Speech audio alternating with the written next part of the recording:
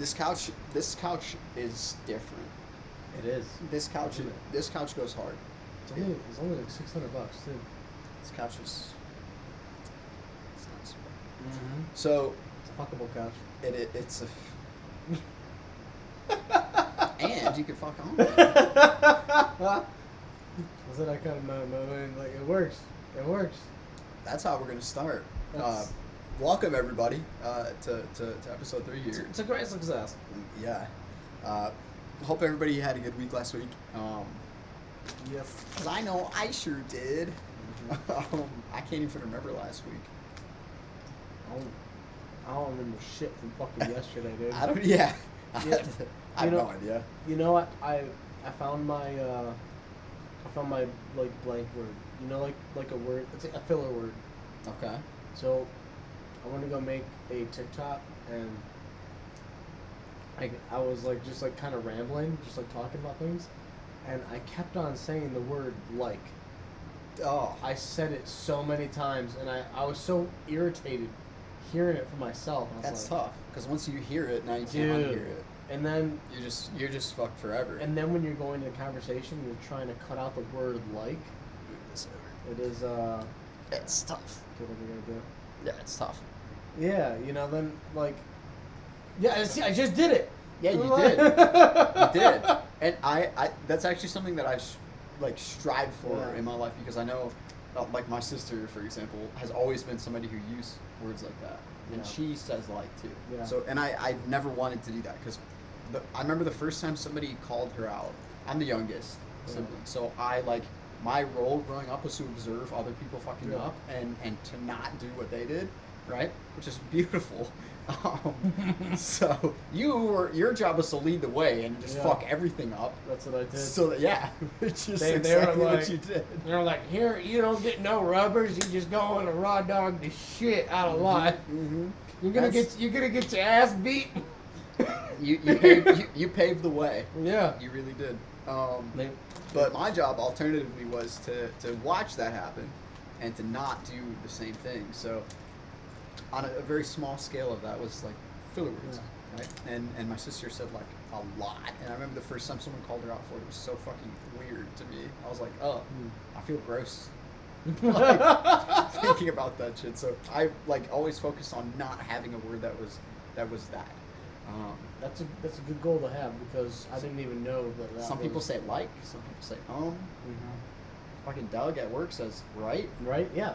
Right's a good one, because that sounds really agreeable. Well, when you're giving a presentation to an entire room of people, ending every sentence with right kind of works in a way, but at the same time, I just fucking said it. At the same time, see, but that's the difference. I made a choice when I was younger to never allow myself to do that. Yeah. So I don't, and that's fucking that. But even so, like, I get called out for it sometimes at work when we do like scenario role playing and stuff, where I'll get all the way through it and it'll be like a 10-minute interaction, and at the end they'll say, you said, I don't know what the fuck it is. I say right on. Oh, fucking right on, baby. Right on. Not like that, but I say, oh, right on. Okay. I don't normally say that, I don't think. Like, I don't think I say that much. But I guess at work, when I'm talking to customers, apparently I say it. Sometimes I have to talk in a bit of an accent. You know, like, hey, my name's Ethan. I'm here with blah, blah, blah, blah. I don't want to say it. Like, yo, name's Ethan. How you doing? Like I was like say shit like that to like, you know, I like. don't see anything wrong with that. I think it's funny. Yeah. You know, like there's this one day where I was like, I was like, I want to do like a Borat voice to get my day like going right. I didn't do it like with a customer, but I was like, I went in trying to do the voice, and then I was like, wait, I kept on fucking it up. It turned into something else. I was like, I gotta tune it, and I was like, it's great success. I was like, my name is Ethan. I'm out here with my company. No chance, bro. I didn't do it. I didn't do it with them, but I did it before I like talked to like the customer, and I was like, this is funny. This is very funny. I mean, at some point I think that there's merit in that. Like, I think it's warranted at some point. Yeah. That I'm sorry, I can't stop looking at this beautiful new window that is there. And When I first came down here, I was like, what the fuck is wrong with the wall? And then I'm like, oh. have you, oh It's yeah, amazing. like well, I mean, we'll see. My dad was installing it, and like Okay. the whatchamacallit, the spray stuff got away from him a little bit, God. and like he's been like kind of cutting away at it. Okay.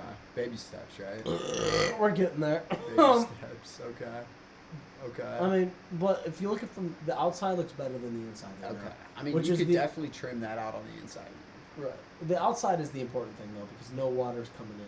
That is true. So this we can do whenever. You can make this look pretty, but the outside Yeah. has to function. Yeah, but plus this is way, better than what it was before already. It's like, The only thing I noticed is like Mhm. there's no windowsill to have all your cool shit on. well, the windowsill, everything underneath it was rotted out. Yeah, Because water but was like getting in you there. had a bunch of cool shit over there. Oh yeah, we'll get now it. it's all like nobody can see what the fuck we're talking about, but We'll get it back up. he got a new window A new window. in our studio here, which is fucking cool. But anyway, yeah, this week's episode, I should say, is gonna be a little bit different because I say we say fuck it and talk about Doctor Strange. Cause I think we're going to, and I think we're also going to talk about UFC. So it's just the two of us. We don't have anybody else joining us right now.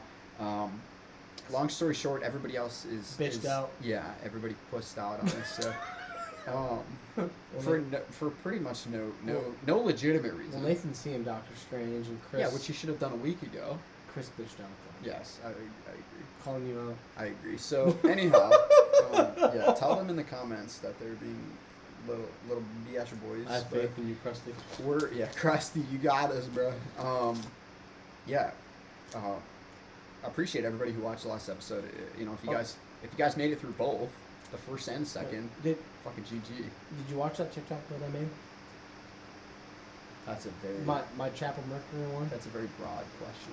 The one about Doctor Strange. No, I didn't. Okay. This is a great way to go into the Doctor Strange thing. Okay. Well, before you say that, real quick, to preface, we're going to talk about some things here that we were going to talk about with other people, and in fact, Nathan specifically wanted us to talk about Doctor Strange next week because he's watching it right now, which was the stupidest fucking decision We we can just possibly could have made, considering we planned this ahead of time. See, I'm down to talk about it twice because I could see it for a second viewing. Yeah, next week. how about we both go Yeah. and see it again together for a second Yeah. time and really absorb, and then we can be Yeah. super analytical. Because Goofy is incredibly analytical about films, which is funny to me, Right. considering that when and we call each other by our gamer tags interchangeably, which is sort of weird. Now that I'm thinking about it, I but like it when it gets moaned. okay. Well, you should probably change yours at some point if you're gonna do that shit, because Chapel just don't hit the same in bed. No, it does. It does? Oh man, I'm just kidding. No, I don't know. I haven't been called up. it but hasn't happened yet. That would be really funny. I'd probably just laugh. I'd laugh really fucking That's the hard. thing, yeah. If it did happen, yeah. I wouldn't be able to I'd do straight do face. mine. I would legit go. I would literally turn into a machine if that happened. You should have just hit a clip. I just hit a collat. Yes, sir. Nah, but I don't even remember what the fuck I was talking about. This has gone too Doctor far. Strange. Yeah, so fuck it. We're gonna talk about it anyway. I was saying it's funny how Nathan gets super analytical Yeah. about films, which is funny because when Gabs and I go and watch a movie, it's impossible as people who make films ourselves, Right. which sounds really weird coming from the conversation that we just were talking about. Pumping that OS. So OnlyFans coming soon. Yeah. But we are photographers and we do a lot of weddings and things like that and events, and we make films, right, for that kind of thing. So Yeah. we are insanely analytical about films when we go to see a movie. Probably more so the editing style. We pick up on than the everything. script. and So it's stuff, the right? scripting, it's the writing, it's the acting, it's the CGI, it's the lenses that they use, it's what the shape of the bokeh looks like, depending on if they're using anamorphic or not. It's the focus pulls. It's the Because you know what it's goes the into it. It's the framing of the shots. It's the lighting. It's all these different fucking things. So sound design and every little detail, we pick up on that stuff live while we're watching. and when she and I go see a movie, that's what we talk about on the way home. Yeah. And like we get so deep into like the production of the movie and every little detail of everything, but I can rip a movie apart by all these individual pieces, and then at the end say, but yeah, I liked it. Right. It was good. Like I hated the fucking thing, the lenses they used. I hated the CGI. I hated the writing. I hated the acting. The fucking, all the transitions were fucking weird. XYZ was bad. But yeah, it was great. I liked it. It was cool. Because at the end of the day, like, if I enjoy it, I enjoy it. If it's entertaining, it's entertaining. What do you think about it now? Multiverse Madness. So, mixed reviews. Essentially, all of that was to say that Goofy is a little more analytical than he should be, considering... Well, here we should say next. Yeah. Well, we'll see. Yeah. All of you will see, too, what the fuck he has to say. But, yeah. I think my brother summed it up really well when he came home last night from watching it. He said, it was and I'm like, yeah, it was It was very overall, I liked it, but I think, first of all, and I don't want to talk too much about this topic because it's kind of a gray area that I don't want to hit too much, but there were some things in it that were forced onto us, which was really interesting considering what Chris was talking about last week, where he said, like, do you think they're going to force, like, certain, like, media hot topics onto us? And we were all kind of like, yeah, probably. Well, guess what? One of the main characters in the movie was exactly that. If I can hear I can do this all day, another time, I'd fucking walk out of that movie theater unless it comes from Chris Evans himself. Yeah. to have a character who legitimately is, like, not just that the character embodies certain, like, trigger topics in current media, but legitimately is that. Was a little bit too much for me. For what? The main female protagonist. Dude, her whole thing. I mean, literally, her name was America. Right. As if it was some giant social commentary on our country. Is that like an actual comic book character name though? I don't know. I don't think so. Because if it is, I'd like give that like. If it is, it's fair, but. I will guarantee you, if it is, all the extra shit they added into it was not in the comic books. Yeah. See, like the thing is, where like I don't get invested off of like, somebody's like, I'd say like personal background, like, like okay, it sounds like kind of fucked up. That's the thing. We're trying to we're kind of dancing around this topic because there's a lot of things that we want to say, but the way that we're gonna say them could be construed in a bad way. I want this to be like like because the way I like input it into my brain, it makes sense to me. Yeah, but you don't want to say it that way.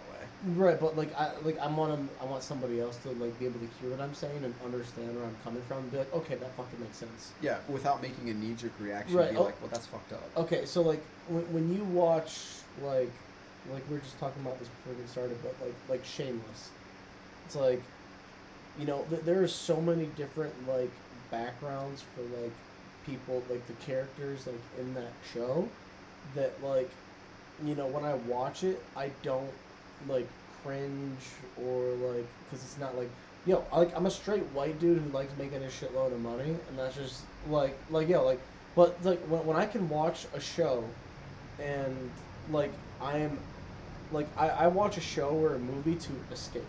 Yeah. And when I'm invested in those characters, like I don't care what background they're from, if you can make me care about those characters and what they do, like that's what I like give a shit about. Well, and the thing that makes that strong, and to kind of elaborate on your point, in Shameless, just to piggyback off your example, there are people from all different like cultural and ethnic backgrounds and like sexual preferences and like all these different things, and it doesn't fucking matter.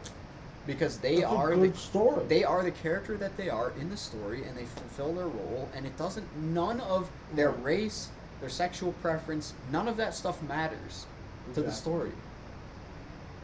And that's how it is in real life too. You can fucking do whatever the fuck you want. Nobody cares. Like do your thing, please. Do whatever the fuck you want. All right, we back. So the camera battery decided it was time to die. But we have extra charts because it's us. Yeah. Yeah. So We're talking about Doctor Strange. Kind of. we were. We're kind of ended up in a rant about something. I remember the original point I wanted to make though. Okay, go for it. I think it's just easiest to jump back into that Yeah. because I don't remember exactly where we last. Hit that shit, baby. Okay, so the lead up to Doctor Strange. So I don't think you saw the video, but I'm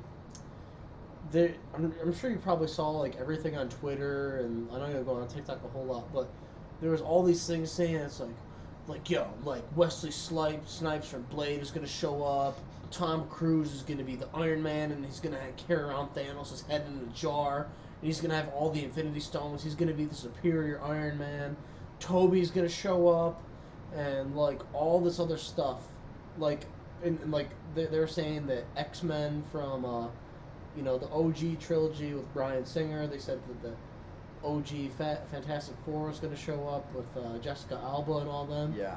It got out of hand, and I low-key blame TikTok and people overhyping, Marvel movies.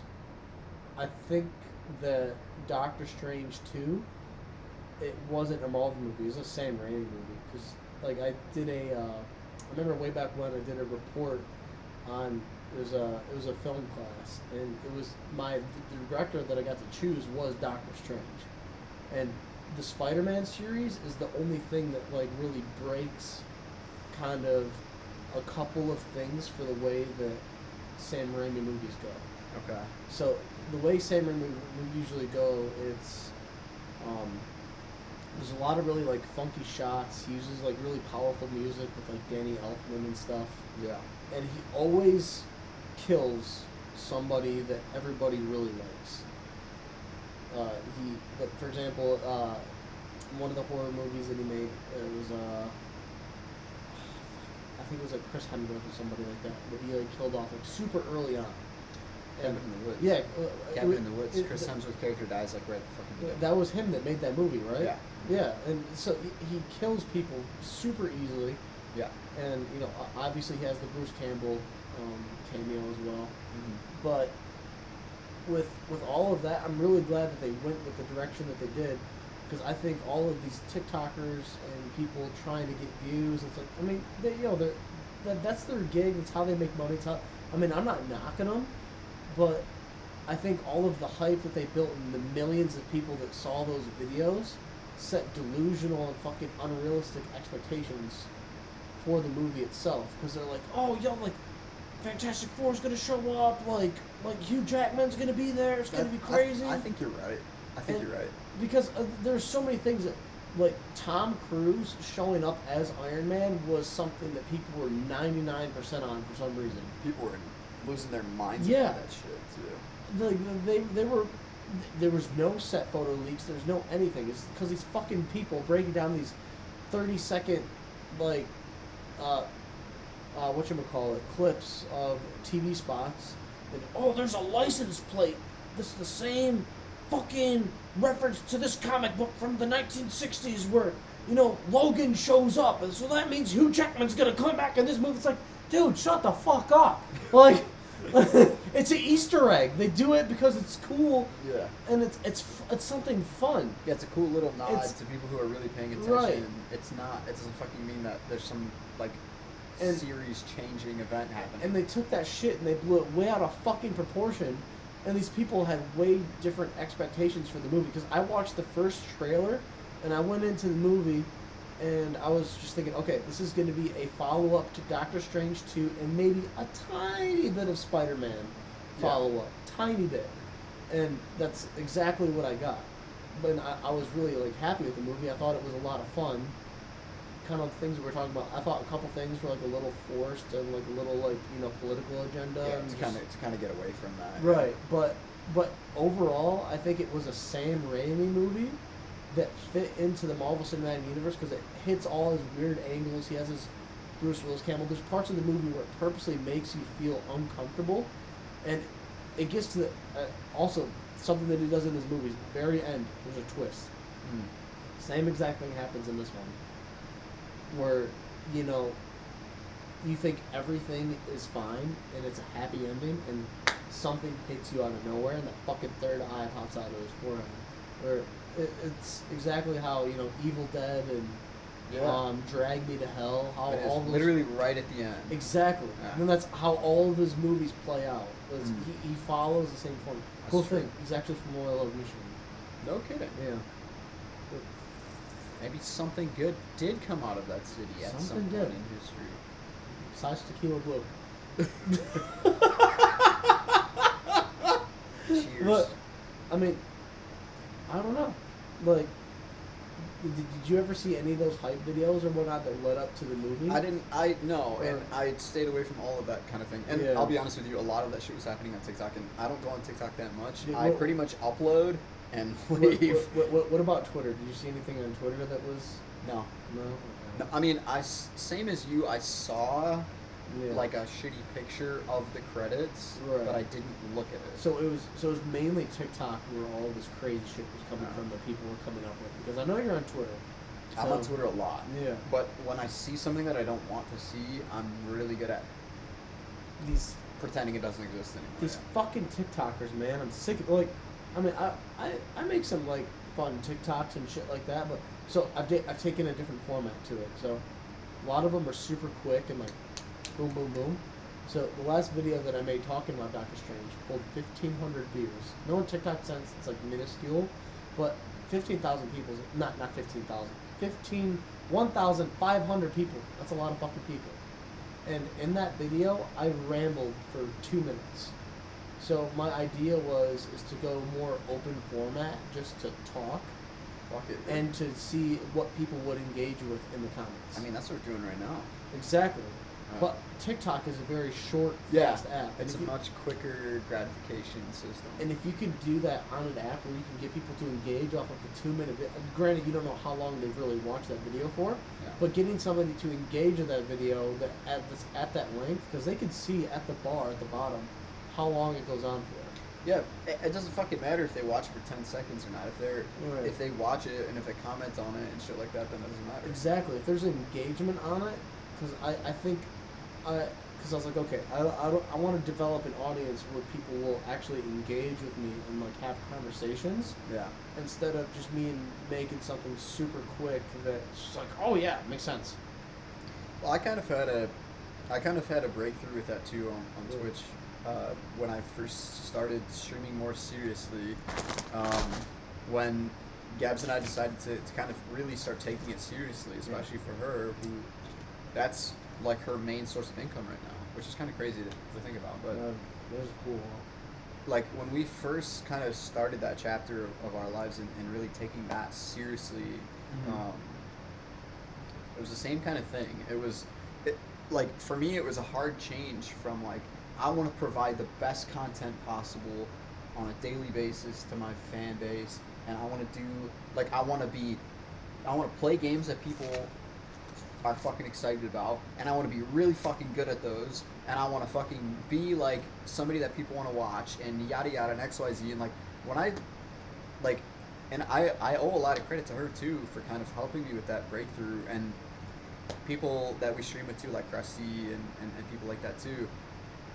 When I kind of made that mental switch to like fuck like making the content you want to make, like do what you want to do and have fun with it, but like focus more on building your community interactions.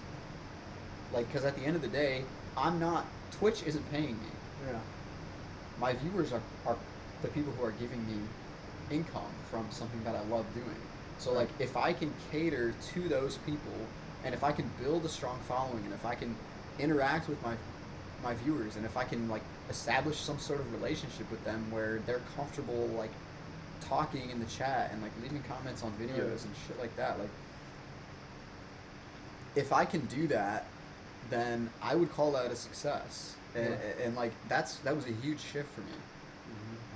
Actually, Nathan's calling right now, so we might cut here, we might not. We'll see. Yo, We're filming right now, pussy. we're filming right now. Yeah. You're on camera, baby. Yeah, you put me on speaker. You're on speaker. You're talking. You are. Yeah, what's what's up, guys? Yeah, surprise, surprise. I actually came through. Up there, but that's fine. Sorry, we're on the way back from the movies, so we just saw Doctor Strange. We were kind of just talking about it a little I bit. couldn't wait a week. I could not wait a week to Yeah. talk about Yeah, it. me and Drew said fuck it. We're talking Yeah, about we it actually right now. we were just wrapping up talking about it. So if Yeah. you got something to say, Okay, rip so- it, baby. Perfect timing. Oh my gosh. Do you want me to call on Discord so that you guys can record it, or are you guys not using Discord this time? Well, I mean, you're getting recorded right now. Yeah, on the you're microphone. getting recorded Okay, right now, as baby. long as they can make sure they can hear me, so we can Definitely. discuss this, Yeah, because the we need to bar is talk. green. The bar is green. Definitely.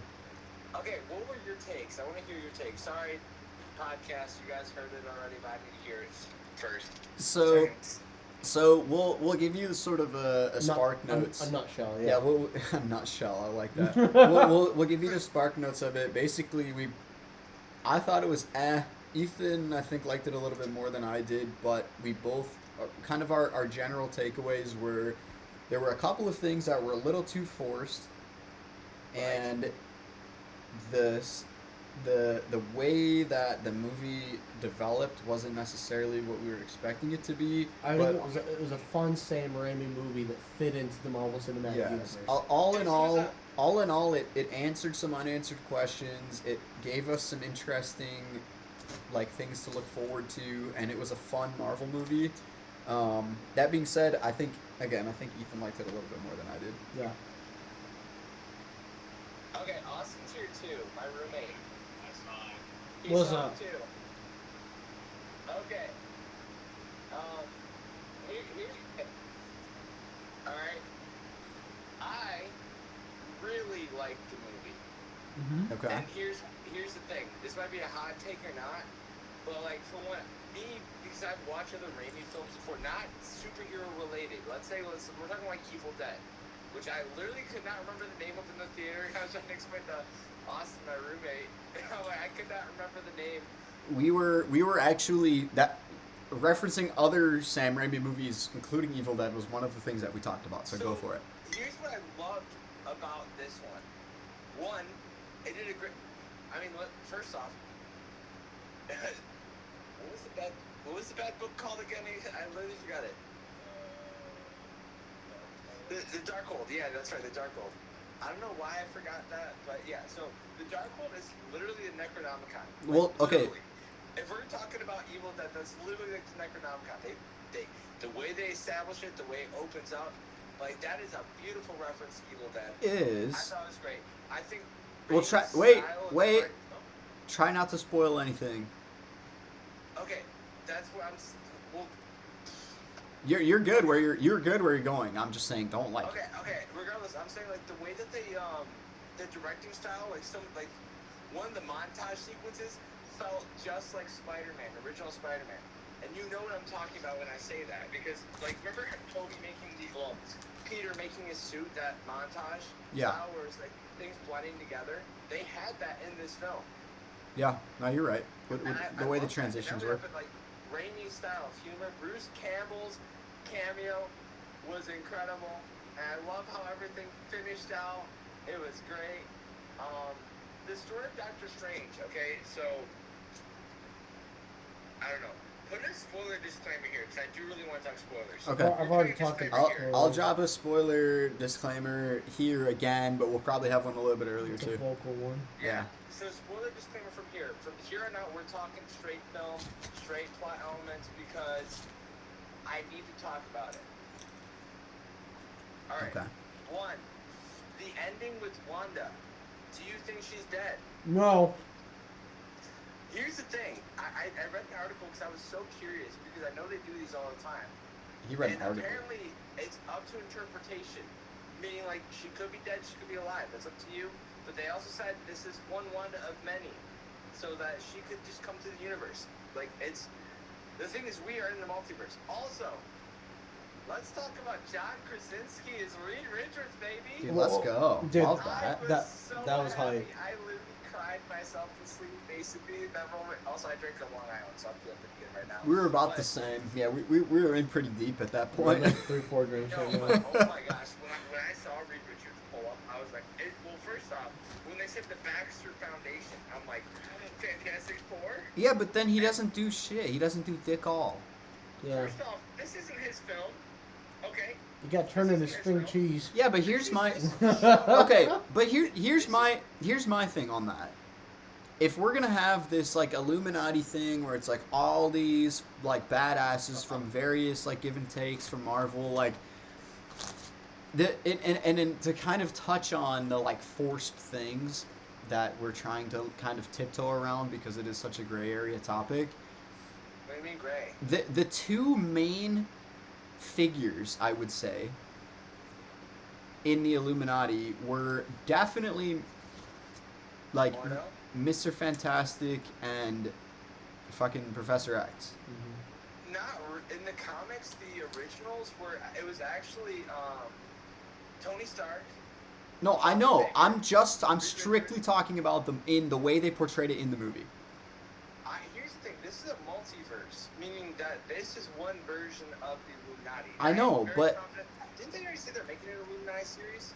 Uh, I thought they announced that ages ago. I get what you're saying, but again, I am strictly talking about if you never fucking read a Marvel comic book in your life and you're a kid and you're watching this movie, you are seeing the Illuminati portrayed, and the two figures that they show to be leadership figures in the Illuminati are Charles and Mordo, yes.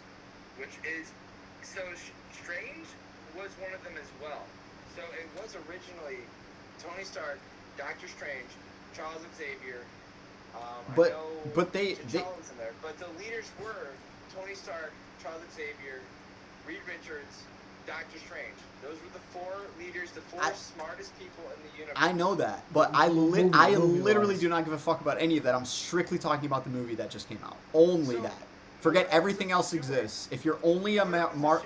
if you're only an MCU fan and you never fucking pay attention to anything else Marvel related, the two characters that they portrayed as leaders in the Illuminati were John Krasinski's Mr. Fantastic, because he had the most speaking and everyone else shut the fuck up when he talked, and Professor X. Neither of them did fucking anything in the final fight.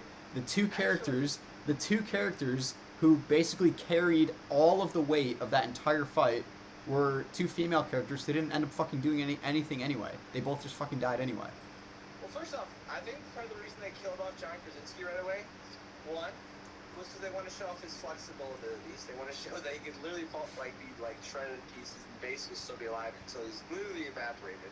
But two, one, they don't want to show off too much John Krasinski stuff because I'm hoping this isn't just a multiverse thing. So I don't think I don't think they're gonna have the same Charles Xavier come back. Though I heard Hugh Jackman might be reprising his role as Wolverine. They might have convinced him to come back. I don't know. Hearsay. I'm keeping my That's expectations low. hearsay. But here's the thing. I'm hoping that they do keep John Krasinski around for Fantastic Four, because if this scene where John Krasinski dies in Doctor Strange 2, if that is the only scene we give John Krasinski as Reed Richards, I will be pissed off at that scene. But until then, I will be lukewarm to it. I don't really care. I thought it was a very creative way to kill him, too. Not with that, I thought that was a good visual choice in how they did end up killing him. Same for, oh my gosh, what was his name? Black Bolt or whatever? I cannot remember the Human King's name. Yeah. Fourth Yeah. man. Yeah, no. I thought that was a really creative way to kill him off, too. I agree. Also pretty brutal. That was That brutal. was brutal. fucking brutal. And I She's like, believe what that's mouth? actually I'm like, happened in what? the comics. Dude, all of it was That fucking happened in brutal. the comics. All of This it was movie brutal. super brutal. This movie, I will say, had some of the most brutal Marvel movie deaths we have ever seen. Yeah. It was fucking Dude. savage. Doctor Strange got impaled. Yeah, even like Bolt Captain got his Marvel, face blasted up behind. even Captain Marvel dying, it wasn't like that crazy, her getting crushed, but it was Yeah. the way her arm just kind of like fucking, yeah, it was just Ooh. like everything was so fucking brutal. I was like, Jesus. Yeah. Peggy got sliced in half by her shield. Yeah, That's pretty nasty. that shit was gnarly. And the thing was, they showed the blood too. Yeah, but the thing that really had an impact there in those deaths was the fact that we just got introduced to those characters, and it was people that we've been wanting to see in different roles for a while, and then they just fucking immediately die in this crazy way, and you're just like, oh my god. Holy shit. Yeah. That's a flip-flop. We didn't care about Captain Yeah. Marvel. In the end, we don't care about Captain Marvel. Right, but that's why I preface with that. Yeah. Yeah, I would say we don't care about Captain Marvel. But I will say, I think that, I'm pretty sure John Krasinski will come back. Dude, shout out to I hope John the thing is- Krasinski for getting really fucking fit for that military movie he was in, 72 Yeah. Hours or It whatever, worked out perfect for him. and then staying fucking fit after. He looks good. I mean, He went this from, was like- a while ago. He went from the way he looked in The Office to looking like a god, and he just never went back. He was Well, beefy. not only that, but he's also been doing Jack Ryan too. Well, that's Yeah. true. So he has these And, roles, he but he has- completely evolved as an actor after Yeah, that. dude. And not only that, but I hope this is. Everyone's been fan casting this for a while, but Fantastic Four. But we hope Emily Blunt ends up being Sue Storm.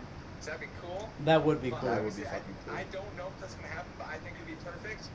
It would kind of make But sense in Also, it'd be great multiverse for them because too. that means that they already have that on street. They already have that chemistry. Yeah. Yeah. It would work perfectly. So hear me out for this Wanda theory though. So All right. technically in the movie, you know that you see that massive like thing like crumble on or whatever, but Yeah, Uh, the Darkhold's tomb, even though it's really the Right. the shrine of the Scarlet Witch. definitely. But so like her prophecy is technically either to rule or to save everybody. Yes. So I mean technically that's her prophecy, and in this movie we didn't see her rule and we didn't see her overtake anything. Yeah, she didn't save everybody. Yeah, like She- or save she anybody. saved. No, she killed a lot of people. Yeah. She didn't really save anybody. Right. Yeah. So I'm thinking what they're gonna save her until Kang the Conqueror, and I think Kang. I think it's like they're gonna have a moment kind of like Avengers Endgame where she almost beat Thanos, except she's gonna be the one to fucking kill Kang, and she might be the here's one. the thing too. That's a really good theory. The last Calling sequence it right of now. the shot before they cut away from that crumbling was one more explosion, one more for Scarlet explosions, Mm-hmm. Yep. which is why they want to leave it up to interpretation. Not going to confirm or deny she's dead because to be honest, I don't know if Marvel, like Kevin Feige and them, I don't know if they want to kill her off now or they want to just pull another one in from the universe because we have America Chavez now who can punch through realities and find people. It's like, oh, we need a Wanda. We need a strong Wanda. Which Right. it seemed like this was the strongest Wanda we have. Definitely. And also, I think this was funny that they paid off. Well, one, it was what all of us knew. We all confirmed this a while ago. We knew this, and they made it as a joke in Spider-Man: Far From Home, where Mysterio's like, "Oh, this is Earth 616." But Yeah. They confirmed that it was Earth 616, and I think that was funny. But He had the a lucky moment when guess. Christine said that, I was literally mouthing it. The moment it said 616, I'm like, I already knew it. Yeah, I like callbacks like that. I think And I think, and I don't want to. There's a lot to talk about here, but I don't want to get stuck on this topic for too terribly long. But Yeah. I think my end all takeaway from the movie was like, and of course I want to see it again and really be able to absorb everything, and I also want to watch it again without being like under the influence of anything. Also, I think will probably help a little bit, but it felt like if you were trying to explain 8 different movies to somebody who has never seen any of them, but it's all in one fucking movie. It was just I will say, it was a shitload of stuff going on, and at the end of it, I was just kind of like, Wow. what the fuck did I Oh, just wow. watch? Yeah. well, first up, Doctor Strange's adventures are literally acid trips in the comics. If you didn't know that, they No, literally are. that's how it should be, but that felt more like the first movie to me. I think you should have got more high before you saw this No, movie. I think maybe I should have gotten more high, Yeah. yeah. I 100%. feel this is what I really don't like about some of these things. This is one of my critiques. I hate the fact that this movie, like some of these movies, require that you watch the other movies to understand what's going on. That's Like true. this movie, if you were brand new to the series, let's say you're like 6 years old. Like You WandaVision. shouldn't see this movie when you're 6 because it's too brutal for a 6-year-old. But I'm saying like, if you are coming in brand new, which is one thing that Wolfie was saying. Well, sorry, I'm using your Twitch terms, but We talked about that earlier. It's all good. You have to Yeah, have to but watch anyways, WandaVision. What I was saying was, one thing that you were critiquing was the fact that like this requires that you have some background knowledge for going in. You can't just go in blind, not knowing what's going on. Which one, I would say this is a sequel, so you should have some, at least a little bit knowledge. But the thing is, the time gap from Doctor Strange 1 to 2 is so large. There's so much has happened that you have so much content that you need to fill in on before you can even understand what's going on in this movie. Like the change from Wanda going from like Wanda from Endgame or whatever. Ooh, there's a cop. So let's see, Wanda from Age of Ultron to Wanda now being a full-blown crazy villain, which I like. You have to watch WandaVision, which is not everyone has Disney Plus. No, it's a good point that you bring up there. There is a lot of fucking content, and it almost makes it so that it's not. I would just say straight up, no holds barred. It is not a sequel. It is not a sequel. Oh, so when you think about it, the last time, to anybody who doesn't have Disney Plus, the last time that anybody has seen Wanda was in Avengers Endgame. And say they don't get Disney Plus, like don't watch that show. Yeah. Who the fuck is Wanda's kids? Yeah. And they go into this like, well, what? That's a good point too. Right. That's a good point too. And there's a lot of shit that's like that. But I just want to say like it is absolutely not a sequel to Doctor Strange 1. No. And to such an extent. It's not a sequel to Strange 1. It's a continuation of WandaVision. It's WandaVision 2.0. But it's to such an extent in this instance, and this is me comparing it to other Marvel movies that have the same title as each other, like the Captain America movies, which you could say maybe they fall in order as like 1, 2, and 3 or whatever. Maybe they don't, but they fit together as a title. I would almost go as far as to say that this shouldn't even have been titled Doctor Strange. It should have just been a Marvel Multiverse of Madness because of A, screen time, but B, there's just so fucking much going on, and it doesn't really relate to the first Doctor Strange movie at all, that I would almost say it shouldn't even have been called Doctor Strange Multiverse of Madness. I will disagree with one thing. It continues off of the Christine story arc with it does kind of conclude that as well. It does, but again, get together with her or not. But again, if you didn't see any of this shit with her in Marvel's What If, the last time you saw anything with her was in the first Doctor Strange movie, which came out how long ago? I was in high school. That was in 2000 and... I think I was in high school. 15? 2015, yeah. I was in high school. 2015 that came out. That's the last time. If you don't have Disney Plus and you didn't watch Marvel's What If, you haven't seen any of that story. Even me, who's seen that episode of Marvel's What If, was like, who the fuck is this person? I don't even remember. You don't remember Christine? No, I do, and I did, but at first I was like, why is this such a big thing for him? And the only reason that I was able to really tie it in is because I was like, oh, I remember in fucking Marvel's What If when blah blah blah. But like, if you haven't done that, it's been fucking 6, 7, 8 years. I low key forgot that Doctor Strange became an alcoholic in the first one and lost his relationship with Christine. That's exactly what I'm talking about. It's been like 7 years of real until world they time. recapped it in the movie. I fucking totally forgot about that part in the story. 100%. Yeah. I forgot about it. Yeah. Yeah, that's true. There is, and I think we're all kind of agreeing here, there's just so much shit that happens between the first Doctor Strange movie and the second Doctor Strange movie that there's a paywall involved in, which is kind of stupid. But there's just absolutely so much stuff. There's so much content. It would literally take you weeks of time if you did nothing but sleep and watch. It would take you weeks of time to consume all of the content that you would need to really understand. And like same thing with like Fantastic Four. Like, what if you didn't watch Fantastic Four? You don't know what the fuck is going on. It doesn't mean anything to you. Right. Same with X-Men. They didn't. Yeah, the Fantastic Four means nothing to you, but that's what fan service is. That's for fans. No, it is. But same thing with like Professor X. Like, what if you didn't watch the X Games? The X Games. They even got the X-Men soundtrack. They had their theme come in. I know, but like, what if you didn't watch those? What if you were just an MCU fan from the MCU that started with Iron Man 1? You just have no fucking idea what's going on. Here's what I will say to that. Here's my one rebuttal to the Sorry, we just got home.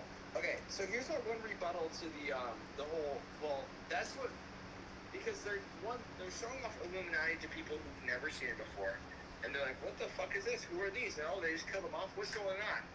It is a teaser to what's going on in the future. It's showing what they could be, and we're gonna see the actual foundation of the Illuminati in Earth 616. And the thing is, it's trying to create like, what was that moment, so that they can fill them in. People are like, oh my gosh. And when they look back on Doctor Strange, they're like, oh my gosh, that makes sense. That's what they were. Yeah. Oh my gosh, that's who that Fantastic Four guy was.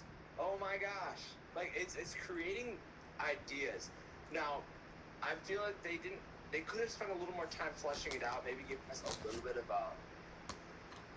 more backstory. I get that they're like, oh, Stephen Strange founded this and stuff and all that stuff, but like, they could have fleshed out who everyone was. Like, I get it was for fan service. A lot of it was fan service. They were like Easter eggs for people who understood the references, and that's kind of what they were. The whole point was it was a fan service moment, and as well as a teaser for the future. Right. That's what that sequence was. It's to get fans invested, like, who are these guys? So they can go look them up in the future, like, oh, Marvel Comics, Illuminati, who are they? And they're like, oh my gosh, wow, interesting story arc to look forward to in the future. That's one thing that Marvel movie does a lot, is they'll give us teasers, they'll give us moments that most fans don't know, or even like deep cuts, like Moon Knight. People who knew who Moon Knight was before the Moon Knight series came out. They'll give us deep cuts, and they'll give us some main things to look at, so that people are like, what? Who are these people? True. They look them up, like, oh my gosh, that's gonna be cool. And then boom, Kevin Feige comes on stage like, hey, ladies and gentlemen, in 2025, Illuminati, baby. And then I was like, holy shit, we're gonna get to see the foundation of the Illuminati. Did we see them in Strange? Oh my gosh, they died, but guess what? We'll see them in their full glory. That would be cool. That's what I'm saying. That's what they're doing. Drew, I think I have the perfect example for what it would be. So for kind of what we were talking about, for like just including like this random girl who can punch through universes. So there's something that Nathan said just now that like made me think of it, but I lost. But okay, I have the way that it kind of like makes me feel about it though. So Doctor Strange throws you this random girl who can punch through universes and do all this crazy shit. She sliced through it. But so when you compare that to a movie like Logan, you give him a girl who doesn't speak of a lick of fucking English, well, so that you think. Throughout like 3/4 of the movie. Go on. And there's way more of an emotional connection throughout the movie of Logan, because when I think about the relationship between Doctor Strange and America, and versus Logan versus... It ain't that deep. Like, his daughter? Logan and his daughter, it's 100% way different. And it's not just because it's... But it's not just because of that, because we don't even really know that until later. It wasn't even, like, for example, like, Logan, like, kind of, like, told it, like, the mom straight up, like, I don't give a fuck, but you felt a way more emotional connection throughout that movie than you did through Doctor Strange and America. And it wasn't even just, to clarify, it wasn't even just the relationship, like, the emotional connection between the two characters. It was also the emotional connection between the viewers and the character. Mm-hmm. And we just did not fucking get that. Right. I'm sure there are people who are going to say, like, oh, we really felt it, but, like, we just fucking didn't. So here's the thing about Doctor Strange in America. One thing about... So, let's go on the Logan example. So, Logan and Laura, okay? And Logan, okay? One thing about Logan and Laura is, as a viewer, throughout the film, you start to connect the dots and be like, yeah, she's definitely his daughter. 100%. Like, they lie about it in the beginning, but like, no, she definitely is. Especially because the abilities, you're like, oh yeah. She's definitely Logan's daughter in some capacity. Yeah. I think it's like, one thing that parents will say, it's like, one thing I learned in some of my classes, specifically psychology, was that try to keep this off a tangent, because we're trying to keep this short. Keep this really short. Yeah. So like when a child's taken away from the parents to go to like the war or whatever, like to get some sleep or whatever, a mom or a dad can usually tell based on the cry of their child or just have an unspoken bond with their child that basically they know which one's theirs without even thinking about it. It's unconscious. And the thing is, like, the chemistry that Logan has with Laura is not the same because America Chavez is not related to Doctor Strange. Doctor Strange in general, he thinks of things like in the beginning of the film as he thinks of things in the total calculus of the multiverse. He does what he thinks is the right thing to do, and since it's protecting her, that was his mission. That was his mission because he realized that if Wanda got her, Wanda would become the next King the Conqueror. Literally, would literally be. I think she'd be almost more powerful than Kang if she had the power of America Chavez.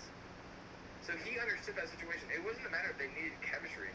He cared for her because he needed to. That was his mission. He had to. If he did not, everything would go to waste. Yeah, that's a good point. That's a Like good point. Laura and Logan, that's a story of Logan learning about his daughter and subconsciously growing to care for her and become like a sort of a father to her. Right. Even though he didn't give a shit in the beginning, that was Right. kind of their journey. Right, I think it's maybe just because I care more about those type of different stories. Well, that's- than, like, that's- a universal. That's like, exactly fucking what I was gonna say. predicament. Like to Ethan's point, like it's not necessarily as much about the relationship between the two characters in the movie. That obviously plays a role in the way that we perceive the character, but it's more so about the relationship that the viewers have with the new character that's being introduced. Obviously, their relationship with the other main character does play a role in that, like I said, but it's more of us finding certain values in that character that we latch onto as viewers and feel connected to and like want things for them and don't want things for them, and we just never like. I'll be completely honest with you.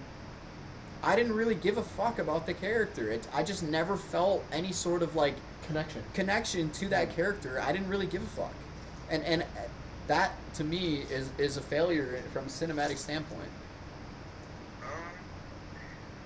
I don't know. Here's my take on that.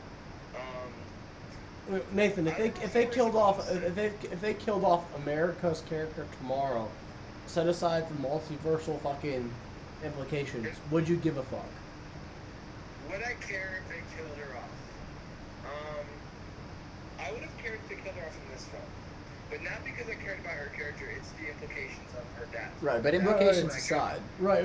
Like, do you have any emotional connection to this character? Like, for example, if they killed off like fucking Tom Holland Spider-Man, I would have cried my eyes out. But I mean, like, I did not cry when Tom Holland died in Infinity War because I knew he was coming back.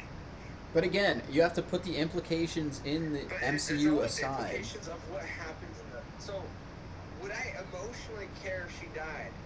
No, because we've not had enough screen time with her. We've not actually fully developed her character. Right, because at the end of the day, she was a MacGuffin. She was a MacGuffin. at the end of the day, the main character in this fucking movie is Wanda, and you cannot fucking change my mind about that. It's Wanda and Strange. It's the two polar dynamics. But Wanda, I think, probably has fucking more screen time somehow I than think- Stephen Strange. I think they should have taken America out of this movie, only included Doctor Strange, taught him how to travel the multiverse, and make this him versus Wanda. I don't think America's character played an important enough role to actually be included in the film, and that's a good point that you bring up. I think Exactly. the entire movie could have still happened without.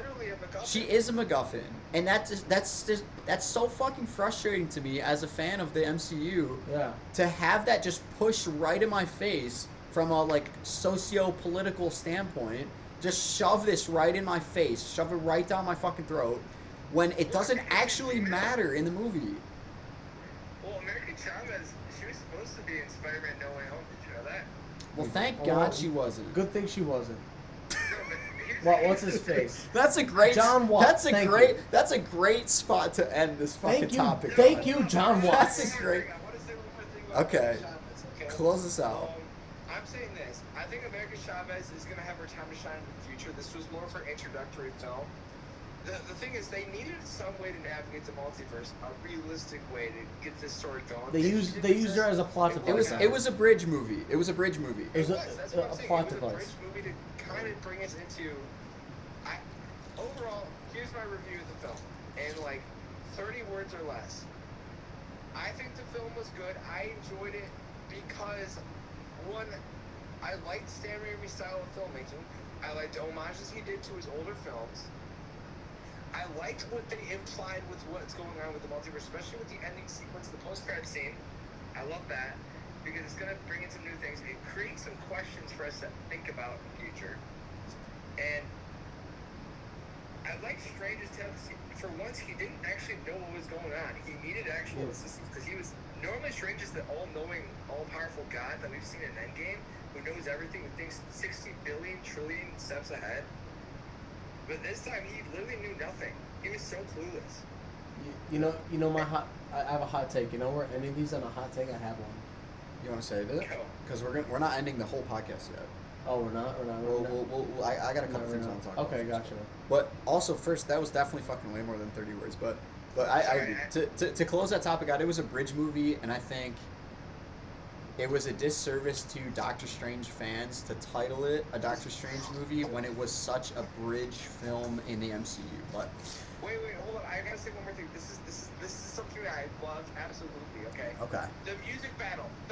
Yeah, oh yeah, that we was, talked about that. Yeah, that was fucking dope. 100%. I loved it. Doctor Strange was spitting bars, baby. Dude, was so good. At first, I was like, what the fuck is happening? And then I'm like, oh, it's a different universe. Like, this is just how wizards fight. And then when you hear Danny Elfman in the back, I'm like, oh yeah. It just was oh my god, that was so good. I'm like, don't stop, baby. Yeah, that was so good. So I wanna transition, speaking of battles, I wanna transition to a different topic, and Nathan, feel free to stick around or head out at your discretion. No. Well, yes, but I wanna talk about UFC, and I wish Chris was here for this.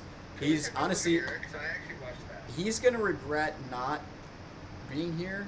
Well, I was there with you the whole time. Yeah, so I want to talk about that though, and the way that I want to introduce this is, and I don't want it to be, I want to be kind of brief with this because our recording time is starting to stack up, but yeah. I want to be pretty brief with this.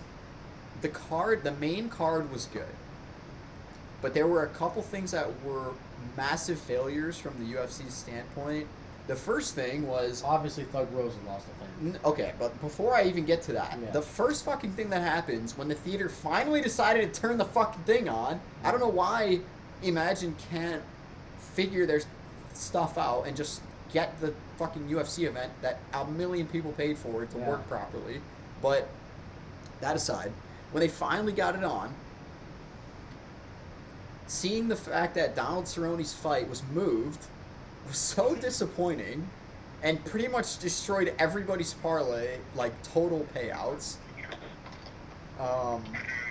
And especially because they didn't actually give us the reason. I'm sure if I looked into it at all, I would figure it out. No, they said non-COVID related. But it's probably COVID. Yeah, who knows? Everything's COVID nowadays.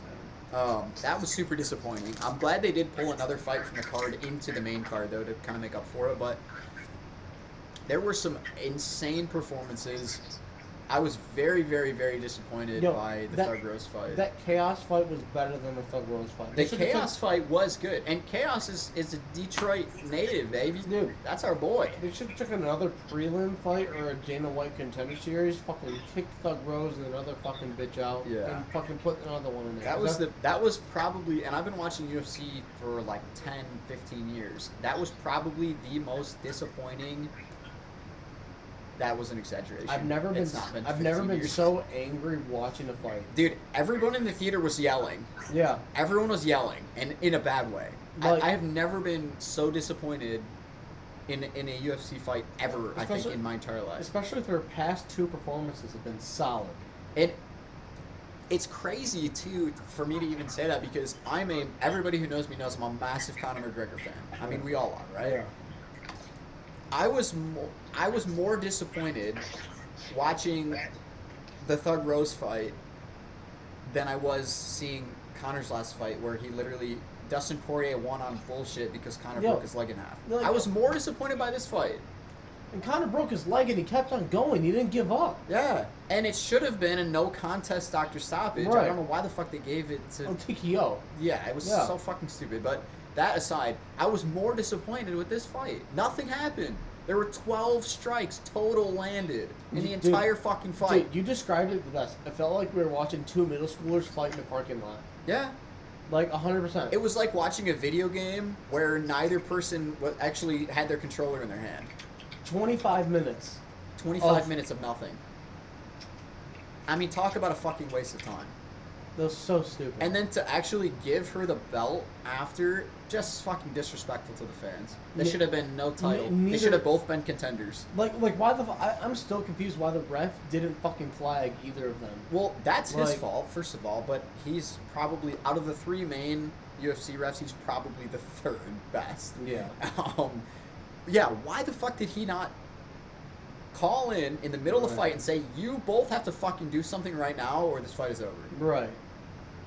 I mean, that's just how shit goes. Yeah. That's how the UFC operates. It's an entertainment business, and that's how refs are supposed to People don't pay $100 for a pay-per-view to watch 2 people stand in the ring and fucking throw maybe 12 half punches at each other. I could just fucking open Street Fighter right now and sit on the menu screen to watch that shit. Yeah, 100%. I could pull up World Star and fucking see a better fight for free.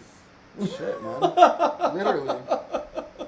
I'd rather look up fucking people fighting on Black Friday over a TV than watch that shit. Dude, thank fuck they went out with a bang that night, dude.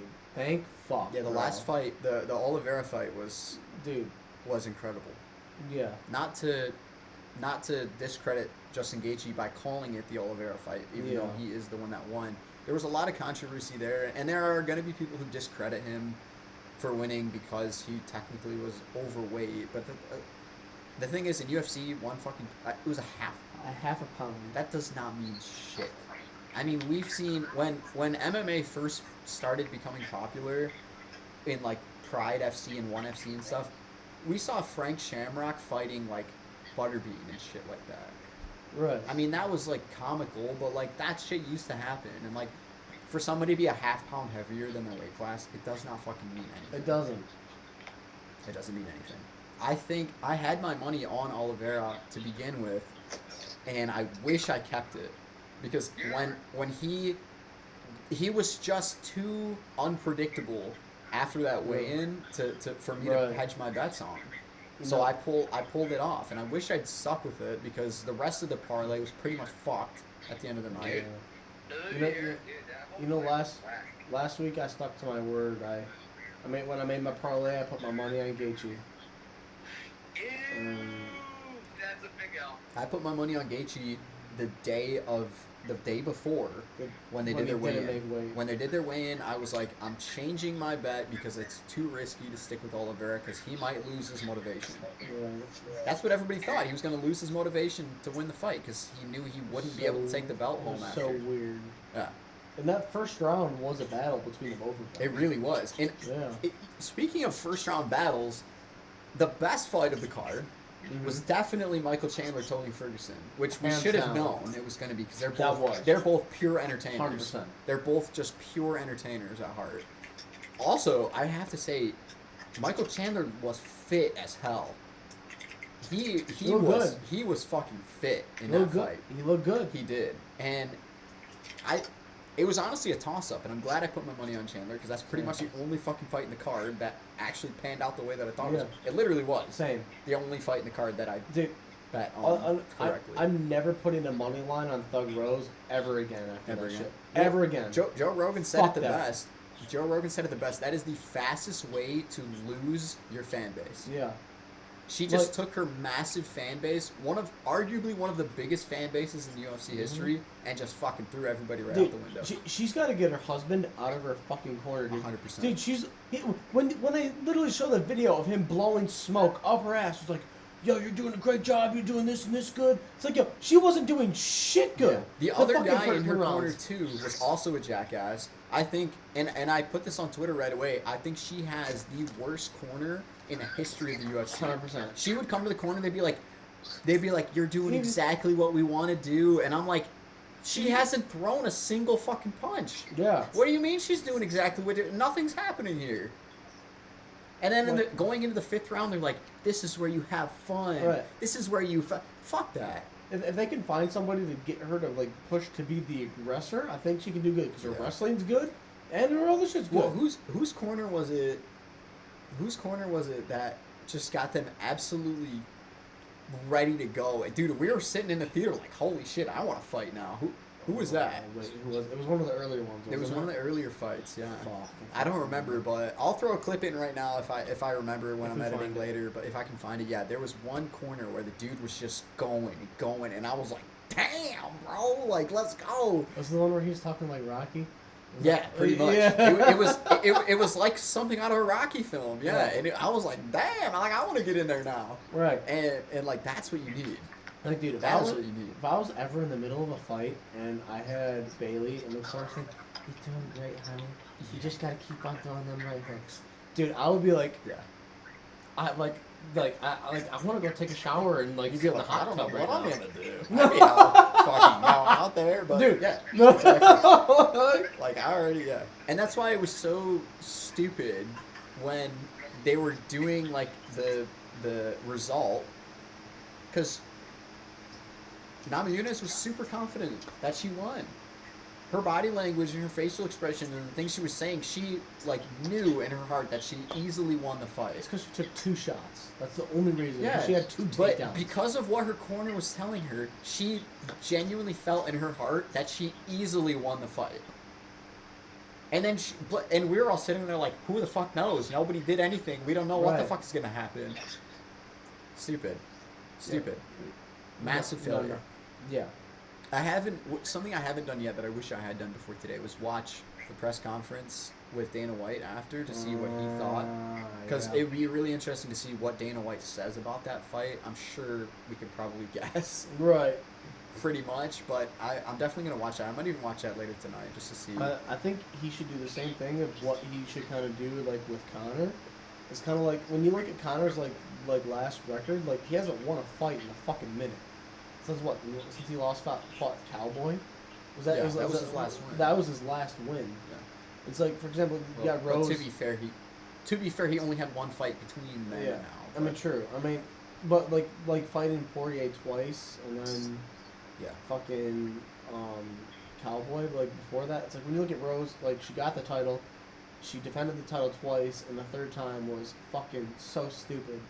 It's like what I think those people, like when they get to that level, they almost need to be like humbled a little bit, where it's like make them kind of like work their way back up. And that's like, why I'm in a way I am glad that Namajunas didn't get the strap, because this is gonna be, she hasn't really had, I mean, the last time the two of them fought, she lost yeah. via submission, and this is sort of, well, I don't technically know, I don't even remember if they ruled it submission or She if they still ruled had it hair back TKO. then. Well, the last time they fought was more recent than that. Oh yeah. But there were, well, maybe Wait, she had what? it, maybe she had it in cornrows. I don't even Wait, remember. it was cornrows. Yeah. Yeah. But like that was a little bit different, and like she's at a point in her career right now where she's just cruising.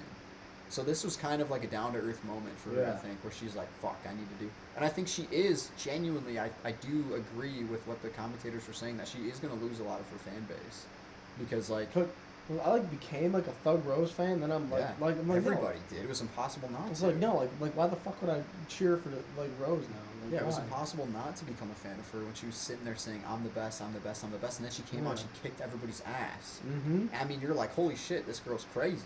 Yeah. Like, this is entertainment. And then she comes out here and fucking literally wastes 25 minutes of your life, and you're just like, "Fuck that," You can't walk to the ring and tell yourself that you're the best when you won't throw a fucking and not punch. throw a punch. Yeah, in a fighting sport. Like, dude, like, yo, I've thrown more punches in my fucking basement for $0 for no reason. Exactly. I threw more punches today, and I didn't make shit off of it. I fucked up my hands a little bit, but Dude, you know? yeah, I agree with you. It was crazy. The Chandler KO just That was made beautiful. the entire night, though. I'm so glad we were in the theater for it, because That the was second it nuts. happened, every single person in that Lost their theater shit. was on their feet. That was Everybody fucking- was like, it just the room erupted. It was electric. It was. It really was. That's cool. And that is an experience that if you've never seen a UFC event in a theater, in a movie theater before. You know, it is different. It was almost like being like at like the event in person, except everybody It was was. just went fucking crazy. Yeah, it literally was like being there in person. Yeah. Yeah, especially when you think about like some of these big arenas, like the Footprint Yeah. Center, which is where this past one was, and the Staples Center and Yeah. stuff like that. Some of the people, a lot of the people who are watching are so fucking far away Yeah. that they're pretty much watching it on the screen. Yeah. So it was kind of the same thing.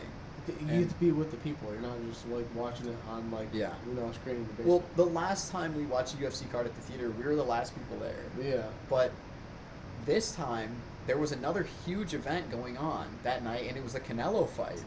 So, and for people who don't know, Canelo lost, which is crazy because nobody can fucking beat this guy. And so, and we got I was getting the updates on the ESPN thing on my watch during the fights, and I was like, I literally looked at him, I was like, dude, there's no chance that this just happened. That was insane. And it was like, as crazy as our theater is going, there's another theater in this building Fucking that is nuts. going crazy right now. Like, right on the other side of the wall, pretty much. Could you imagine how much that overpayout was for Oh, dude. the money line Well, on that? did you see Drake put, like, $500K on, like on the under for that? Really? I think the payout was, like, fucking $13 million or some stupid shit Unreal. like that. Yeah. That's So, insane. there were some crazy fucking bets on that, and there were a lot of crazy bets on the UFC event too. I saw some that paid out like 1.4 and stuff like that. So yeah, it's crazy. And I think a good like highlight of this card though is it really goes to show you just never know what the fuck is gonna happen. You just never know. Is this true? Sometimes betting against everybody is the way to go Yeah. because Sometimes the underdog parlay pays out. there's some people who went fucking rags to riches that night, just like that. 100%. Yeah. So. Well, shit. Let's close this thing Yeah. out. We're about there. Nate, what's your hot take, my guy? Yeah, you got a hot take or a bet? My hot take. Doctor Strange was good. I mean, Okay, that's a hot. I'll take that as a hot take. yeah, some people will. That's that. What do you got? I have a hot take that so I think Sam Raimi's a pretty like stand up like independent kind of filmmaker kind of guy. Independent.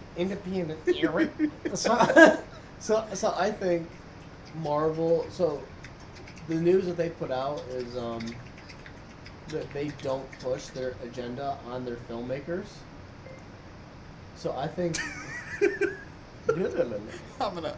So I think like what's happening is, I think Marvel is actually making people sign NDAs, or getting involved in what they want to see in their movies, because I think when Sam Raimi saw, I think America's character and the way that they like put her story into Doctor Strange 2 didn't give me Sam Raimi vibes. It just didn't. What? So I think Marvel is getting involved in the forcing of the Don't you say anything. of You're not this- allowed to talk during This his is my take. hot take. I think Marvel's getting involved in either choosing how the story is going, where it's gonna go, and what they want to see in the movie. Yeah. So I think they're getting to that point where they're having way more control on what goes into the movie. There's things that I want to say about that, but I'm gonna put them in my notes and I'm gonna hold them for next week We're because talking that's a really interesting That's topic. a hot take. We are gonna talk about it a little bit after the episode ends, but Because if you a lot sign, of it's if you sign an NDA, you can't fucking say shit. a lot of it's going into my notes for next week too. So we're not gonna talk about it too much, but we will talk about it a little bit after. Eventually, what we're probably going to do for people is when this starts to gain some traction and we start to grow our viewer base a little bit, what we'll probably do is we'll do a Patreon where we'll have like an after show. I think is We what could we'll do like probably a end up live. doing. We could do like a live thing where we could actually talk to people. That'd be nice. Yeah, we could do that too. There's a lot that we want to do, but the most important thing is we need feedback from you guys. If you guys enjoyed the episode, if you thought it was fucking stupid, if you want us to get out of his basement and go live our lives with our family and fucking get out of this, tell us. We want you to tell us. So give us your opinions on things. We talk about a lot of hot topics here. So This is true. if you watch this entire hour-long episode and don't get fired up about something enough that you want to type it in the comments, you better go full keyboard warrior on that shit. That's all I gotta say. But in terms of hot takes, I wish I'd prepared something because I don't really have anything. But something that's gonna pan out in the next week.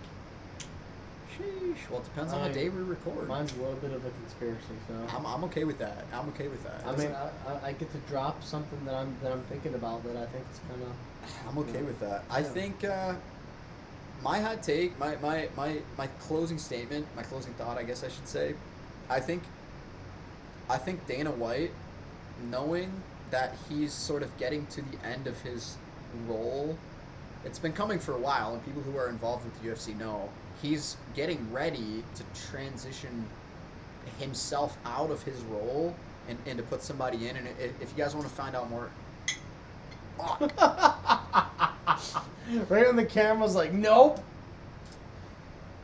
I'm going to cut that shit because it was stupid, but if you guys want to find out more about what I'm talking about, I'll link it in the description. There's an MMA On Point video that talks about this a little bit, Dana White's successor and when that's going to happen and everything. But I think in the position that he's in, before he goes, I think he's going to use his influence, and I think he's going to give the people what they want. I think we're going to see that Conor fight I think so. that we were talking about earlier. Generally, what those kind of people do when they get to positions like that, they like they'll give it to somebody who they think is like perfect for the role, and then they'll start something new and they blow that business up and they just do it's a rinse and repeat. Yeah, I think we see, and it all depends. There's a lot that's going to go into it. There's a lot of different factors, but my hot take right now, my theory is, I think we're going to see, if it's not the first fight that Conor has back, I think it'll be the second. We'll see Conor McGregor, Michael Chandler. I think they're going to give him scrub first. It's going to be an easy win To get him back into the spotlight. Yeah. I think so too, and I think depending on his weight class, they might give him somebody that's in a position to potentially just spoon feed him the triple champ title, because he is not the only double champ. Right. Cormier, who just got inducted to the Hall of Fame, which is super fucking cool too. That happened during the UFC card. That we were on our feet for that shit too. Sweet. That was super cool, especially because he didn't know it was gonna happen. I just don't want to see Conor fight Usman. I think Usman would destroy him. I think so too. But I think from an entertainment standpoint, and Dana White knowing that he's sort of getting to the end of his time doing what he's doing, I think he's going to go out on a fucking super high note. I think they're going to kind of spoon feed him the triple champ title. He'll be the first person in history to do it. He'll be the only person in any promotion in MMA to ever do that. And then I think he'll cut down a little bit too, and I think he'll fight Chandler. And I would never have said I was excited to see Michael Chandler fight Conor McGregor until right now. That'd be nuts. That would legitimately be the best fight I can think of at the moment. Whenever I hear that, I can't tell if we're watching SpongeBob or if dude, Nathan is typing. I don't know what the fuck is going on. I picture that cat slapping the keyboard. Just on going nuts. Yeah, that's pretty much what just happened. So, well, anyway, that's that. That's it. Do you have anything to say before we end here? No. Okay. I'm waiting until after it's over. Beautiful. Appreciate you guys. We'll catch you on the next one. Go get yourself a farmer's tan. Oh wait, we have to give advice. So the first time was get your nuts checked out, and well, I don't even remember. We told people to mow their lawn at some point. What did we talk about last week? I don't even remember. What's our 2 bits of advice based on this podcast? Go see Doctor Strange. Read a fucking book, you fucking nerds. Read a book, you fucking nerds. That's it. We're out of here. All right, read a book.